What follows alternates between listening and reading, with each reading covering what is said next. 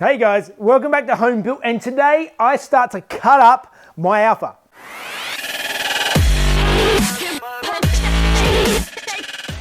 Alright, so as I said, today I'm going to start cutting off the rusty bits and exposing some of the internal structure of the Alfa so it can all get blasted and make sure I get rid of all of the rust. So this thing is going to be stripped back to a complete bare shell. But before I do that, I need to finish off my rotisserie that many of you watching the previous episodes will have seen me making the rotisserie, but I'm not happy with the structure of it. Basically, I've gone and got myself a steel bar to join the front and the back together. That should hopefully lock it all in nice and tight, keep it, just get the strength that I need and the reinforcement. So let's start putting that on, and then we can get into the fun stuff.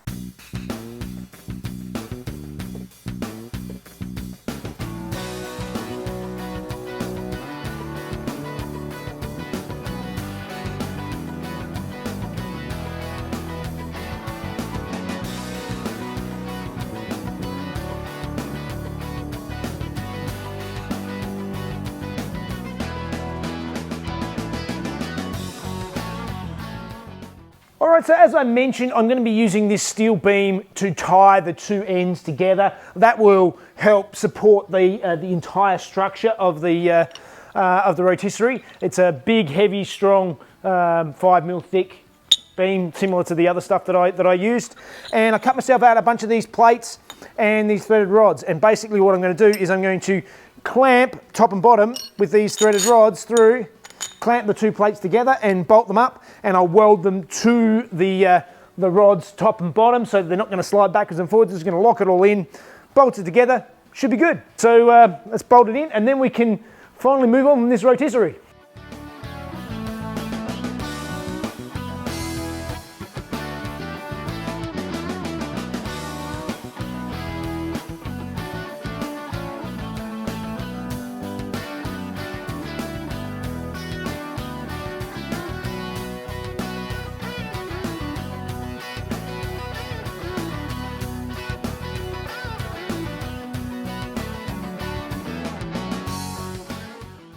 Okay, beams in, it is looking a lot stronger than it did before. So time now to lower it down and see how much it flexes.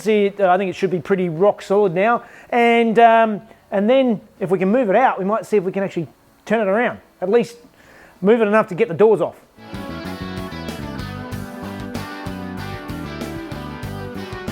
Well, it rolls really nicely and easily on those casters. It's good. So now I'm just going to take the doors off, and then we'll try and spin it around. I think, take the doors off. I think I've still left some tools and stuff inside, so let's get the stuff out before we start spinning around and making stuff go everywhere.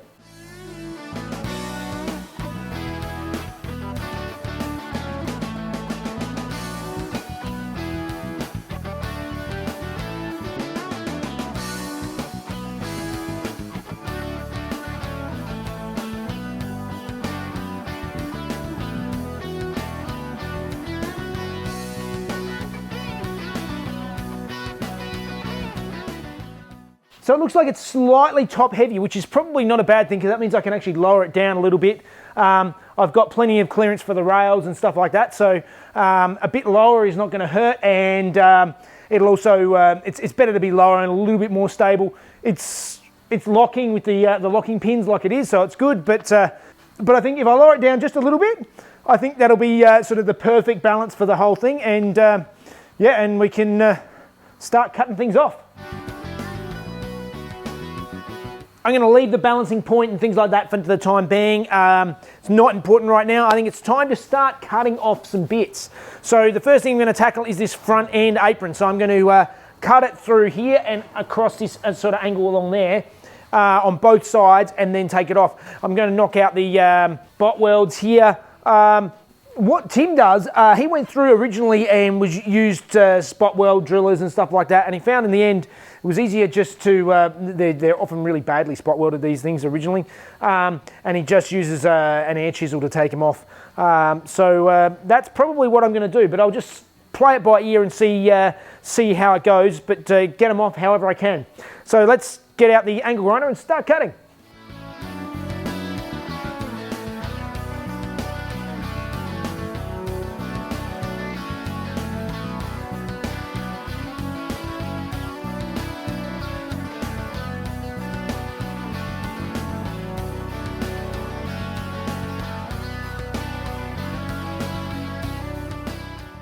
So it's a good thing I cut this off because you can see under here, you can see where it's been cut off and re-welded on before, and not very well.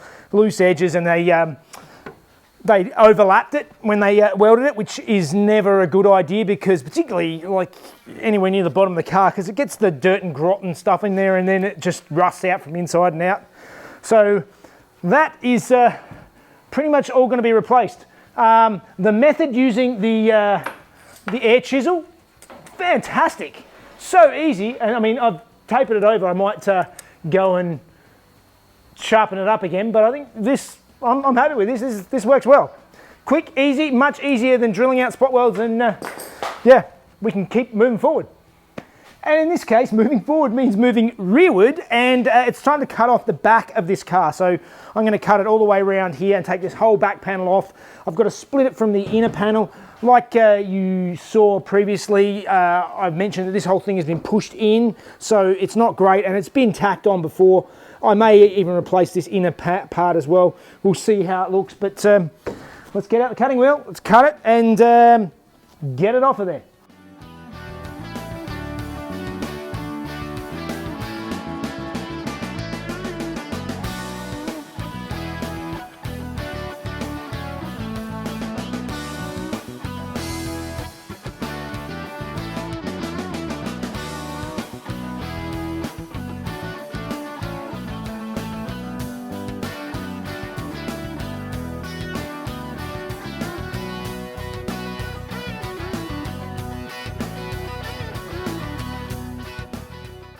All right, that was a lot of wrestling and hacking to get this off. You can see the thickness of the bog in here. It's crazy. It was all MIG welded on, and actually I can see again here that the lower part of this has been tacked on at some stage before as well. So the whole thing has been played around with. Definitely needed to come off. And you can see this bit here, you can see this panel. This is supposed to be flat. It's curved. I'm going to leave it like that for now so he can sandblast it all, see what I can repair, what I can't. I might just look at getting a new one of those panels that might be easier, but this bottom piece I might be able to just repair it. Once it's all cleaned up, it'll actually look a lot better. All right, well, time to move on to the sides and the sills and see what's underneath them. Ugh. So before I get into these, I'll just take you over a bit on the car. So you can see this has got some nasty rust holes obviously in here. This is actually 3 layers. So there's this skin here, there's an inner skin that runs along sort of on this side here, and then you've got this inner rail. So this is the main solid rail of the car. It's much thicker steel than the outer 2 layers. I'm going to take off at least the outer layer and possibly the inner layer, depending on how bad it is. And also the bottom of the front guard and the rear. Now, some of you may not actually realise, but these Alfas, the front guards are not, they're actually welded onto the car. And this front end is all one piece. It's actually, it's actually a nose cone that's welded on, but it's all welded together at the factory, so they're not removable. The front end of the car stays on the car all the time. But these sills, they're prone to rusting, so what I'm going to do is I'm going to cut them all off now and see what we're left with and see how much is really damaged underneath and how much is good.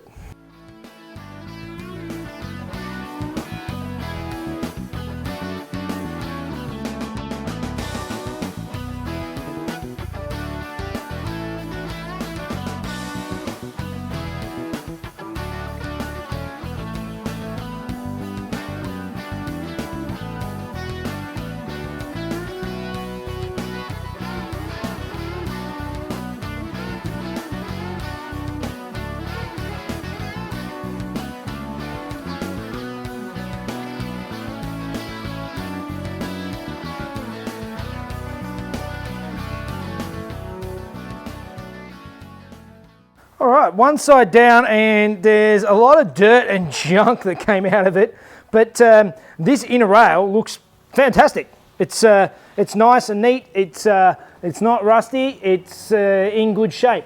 There's a couple of over pieces that went over the top over here that were nasty, and this has got a little bit of surface rust here, but I don't think it's still solid all the way through. And back at this end, this corner was rusted out, but and I did actually cut that panel all the way along here. but the panel is actually solid. It's all nice and solid, and even inside, not that you can actually see in there right now, it's all nice and solid in there, but just in this bottom corner in here, inside and out of the car, is sort of nasty. So I'll have to look and see what I got to do about patching this here. But a lot of it is looking pretty good. I am quite happy with that inner rail, and or actually that's the middle rail, because there's the outer rail, the middle rail, and the inner rail. The inner rail is really good except for the far end. But that's all fine for me, I think, to leave and send to the sandblaster like that. So now it's time to go over to the other side. So this is the side that doesn't look as nice. And I'm going to start hacking into this like I did on the other side and see what's left, but I'm not hopeful. This is going to be a bit worse than the other one, I think.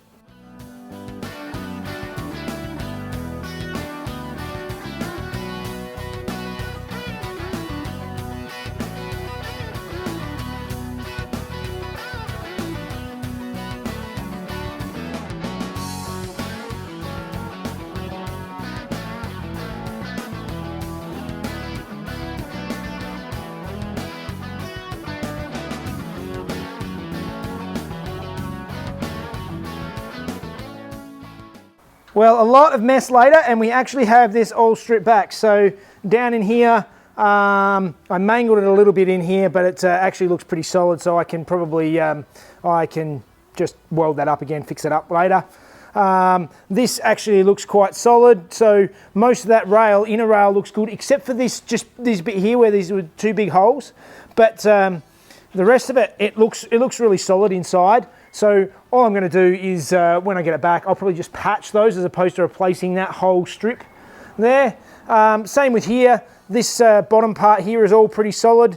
So it's not in bad shape, just a little hole there, but inside looks pretty decent. Well, that is all stripped back. It's ready to go off to sandblasting. Overall, I'm pretty happy with what I'm seeing. Cutting through, I thought I was going to have to cut out those inner rails, the middle rails inside as well, but they're looking really good. There's been some light damage at the back that has definitely been dodged up before. There's been some little damage at the front that's been dodged up before. The sides look like they were original. The spot welds and everything all looked original on there, so it doesn't look like those have actually been pulled off before. So I'm pretty lucky. I mean, we are pretty lucky here in Australia with how these cars look. Another YouTube channel, little channel, Raising Junior, go and check that out. He's been doing a 105 for a while in Northern Europe somewhere. I'm sorry, Jeff, I'm not sure where, I can't remember where you were actually filming from, but he's had a lot more rust to deal with, and lots of guys have a lot more rust to deal with on these things. So yeah, we're pretty lucky here with our weather, so our climate is not as terrible on these old things. So anyway, that is it for another week. This is going to go off to sandblasting, and yes, we'll see you on the next one. Please check out the links to Patron in the description. Watch these videos a day before everybody else. Facebook and Instagram for all the inside tips, and we'll see you on the next one. See you guys.